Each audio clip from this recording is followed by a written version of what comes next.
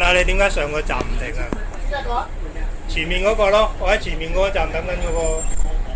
前面嘅站。係啊，前面個車位嗰邊有個站咯。你咪唔知係嘛？茶樓嗰度啊。邊度？扮唔知啊你揸咗幾耐啊？唔係啊，我想問你邊度停啊？就後邊嗰個站咯。你做咩要飛站？邊一個？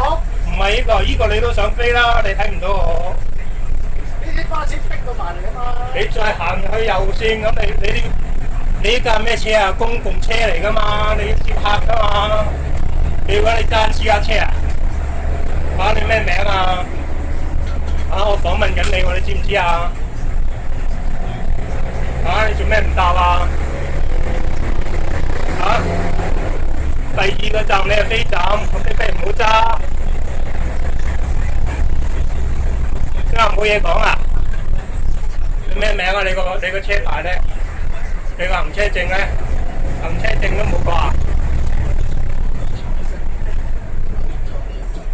你個車牌幾多號啊？